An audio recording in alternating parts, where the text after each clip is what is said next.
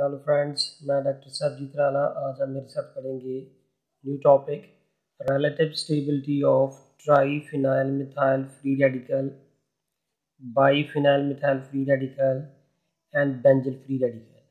So actually we will study the comparative study that which is more stable and why. So let's see, here is this is the triphenyl methyl free radical. This tri mean to say it is a 3 phenyl, ये phenyl ring लगी हुई है, and methyl mean to say only one carbon is here, and orlectin is called here free radical. Here how many rings are there? 2 rings. That's called here bi mean to say 2 phenyl, ये ring लगी हुई है 2.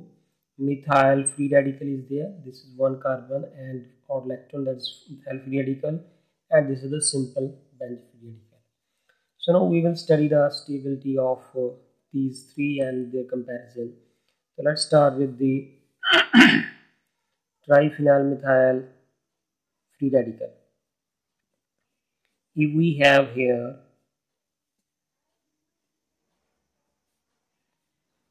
C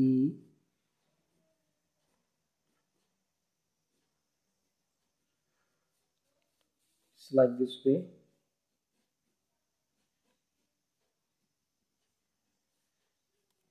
this is the here triphenyl methyl free radical. So सबसे पहले हम इसकी discussion ही करेंगे, तो how this take part into the resonance. So let यहाँ पे ये जो फ्री रेडिकल है, so it has the three, this carbon has the 3 ring, so therefore this is the first ring, then second, and then third. This free radical undergo the resonance with the 3 different ring and resulting into the stability. So how these 3 rings actually take part in the resonance, we will study the mechanism here. So in the presence of UV light, so this pi bond will break by the homolytic fission and donate its electron to here. ये वाला एक electron यहाँ पे आ जाएगा, and ये वाला pi bond का एक इलेक्ट्रॉन इस कार्बन के ऊपर चला जाएगा. So see here that we have here this ring as such. ये कार्बन है, इस कार्बन का इस बेंजीन रिंग के साथ सिंगल बॉन्ड था. अब अगर ये इलेक्ट्रॉन इस तरफ से जाएगा, एक पाई बॉन्ड से आ गया, तो 2 electron are between the nuclei, and here we get the double bond formation will take place, and other ring are the as such. ये वाली रिंग जो है वो उसकी पाई बॉन्ड एज सच लिख देने हैं मैंने, और ये वाली जो रिंग है इसकी पाई बॉन्ड भी मैंने एज सच बना देनी है. अब यहाँ पे देखें, जो इम्पोर्टेंट बात डिस्कस करने वाली है कि अगर ये पाई बॉन्ड ब्रेक कर जाता है तो यहाँ पे फ्री रेडिकल आ जाएगा, and it is like this way. Now what will happen in the next structure in the presence of UV light. ये वाला पाई बॉन्ड ब्रेक कर जाएगा. अगर ये वाला पाई बॉन्ड होमोलिटिक फिशन से ब्रेक करेगा तो इसका एक इलेक्ट्रॉन अगर इस तरफ आ जाए और ये वाला फ्री रेडिकल जो है वो यहाँ पे चला जाए, तो ये वाला पाई बॉन्ड जो है वो अपना इलेक्ट्रॉन इस कार्बन के पास दे देगा. So now see in the next structure what we will get here. यहाँ पे कार्बन का बेंजीन के साथ यहाँ पे डबल बॉन्ड करेक्टर है, इसके साथ यहाँ पे ये रिंग एज सच की एज सच लिख देनी है, एंड ये वाली रिंग को भी एज सच लिख देना है. एंड सी हियर दैट ये वाला जो था, जब इसने इस तरफ इलेक्ट्रॉन डोनेट किया यूवी लाइट की प्रेजेंस में, ये पाई बॉन्ड ब्रेक कर गया, तो अब यहाँ पे 2 इलेक्ट्रॉन कंबाइन करेंगे तो यहाँ पे डबल बॉन्ड करेक्टर आ जाएगा. ये डबल बॉन्ड है ही है, और ये फ्री रेडिकल यहाँ पे आ गया. अब यहाँ पे देखें नेक्स्ट जो है, in the presence of UV light, so therefore this pi bond will break. अगर ये वाला पाई बॉन्ड ब्रेक करेगा तो बाय होमोलिटिक फिशन एक इलेक्ट्रॉन इस तरफ चला जाएगा, ये फ्री रेडिकल एक इलेक्ट्रॉन इधर डोनेट करेगा, और ये वाला जो पाई बॉन्ड है वो एक फ्री रेडिकल यहाँ पे आ जाएगा by the homolytic fission. So now see in the next step we have here this ring as such. ये यहाँ पे डबल बॉन्ड है, ये रिंग जो है मैंने उसकी एज सच बना दी है, और एक रिंग इसके साथ यहाँ पे ये भी है, ये वाली. सो सी हियर दैट कि ये वाला जो था, ये वाली रिंग तो एज सच ही लिख देनी है, ये वाली रिंग भी एज सच लिख देनी है. अब यहाँ पे डबल बॉन्ड तो था ही था, एक ये वाला इलेक्ट्रॉन जो था, ये वाला इलेक्ट्रॉन यहाँ पे, तो ये किधर आ गया, ये पाई बॉन्ड से चला गया, तो यहाँ पे क्या आ गया डबल, और ये वाले पाई बॉन्ड ने एक इलेक्ट्रॉन यहाँ पे आ गया था उसकी तो यहाँ पे ये जो है हमारा फ्री रेडिकल बन गया। अब जो नेक्स्ट रेजोनेटिंग स्ट्रक्चर बनेगी इन the presence of UV light, तो वो देखिए क्या बनेगी। ये वाला जो पाई बॉन्ड है वो यहाँ पे यूवी लाइट भी प्रेजेंस में ये ब्रेक बाय कर देगा बाय होमोलिटिक फिशन। ये फ्री रेडिकल भी यहाँ पे चला गया और इसका एक फ्री रेडिकल यहाँ पे आ गया।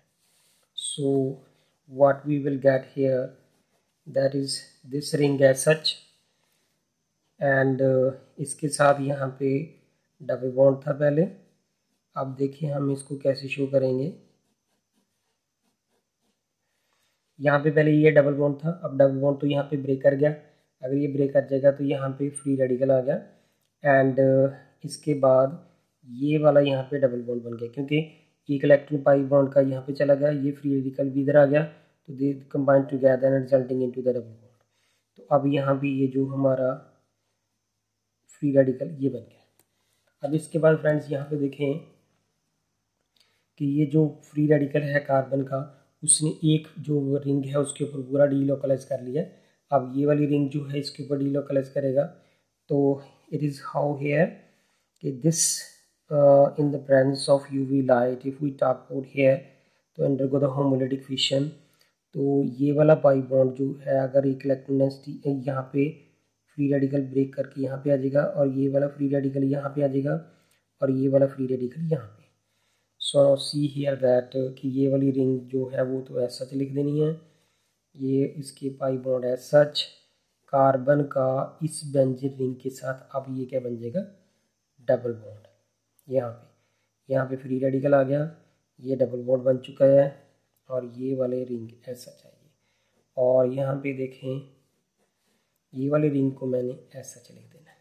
सो ये यहाँ पे अब जो है डबल बॉन्ड करेक्टर आ चुका है।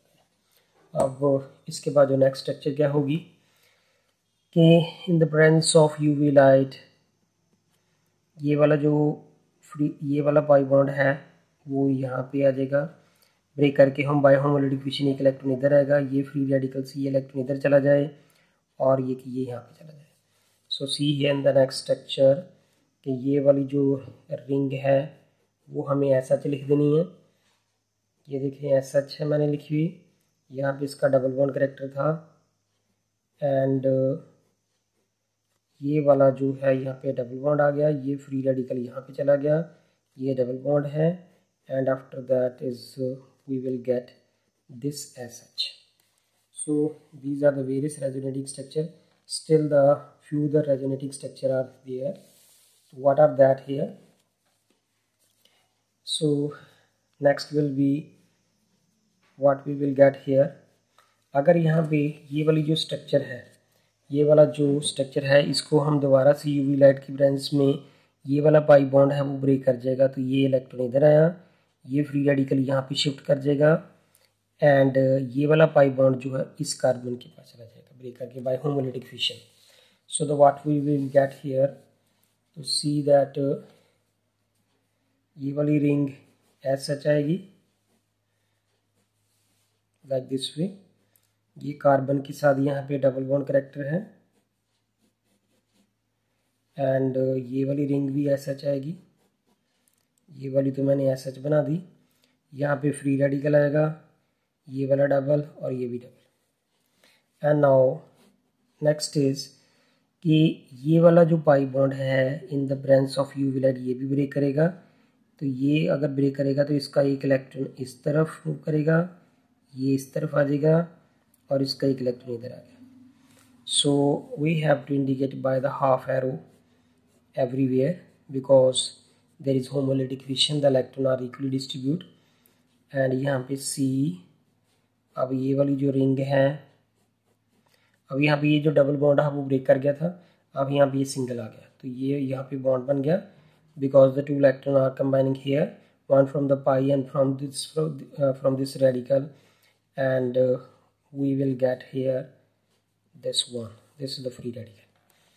Now this ring is left here. So now in the presence of UV light if we have this pi bond, so therefore this pi bond will break by in the presence of UV light। ये वाला electron एक यहाँ पे चला जाएगा, और इस pi bond का एक इलेक्ट्रॉन इधर आ जाएगा। So now what will we get here, so that we will get like this way. ये वाली रिंग है सच है, इसके साथ ये कार्बन, और ये वाली रिंग जो है उसके पाई बॉन्ड एसएच बनाने हैं, और यहाँ पे ये वाला फ्री रेडिकल आएगा, ये यहाँ पे डबल बॉन्ड है, other bond are the as such. Now what will happen again in the presence of UV light, तो ये वाला पाई बॉन्ड ब्रेक कर जाएगा, ये इधर आया, ये फ्री रेडिकल यहाँ पे आ जाएगा, ये वाला पाई बॉन्ड जो है उसका एक इलेक्ट्रॉन इधर चला जाएगा। So see here that in the next structure here is the C, यहाँ पे ये वाला जो बॉन्ड यहाँ पे आ गया,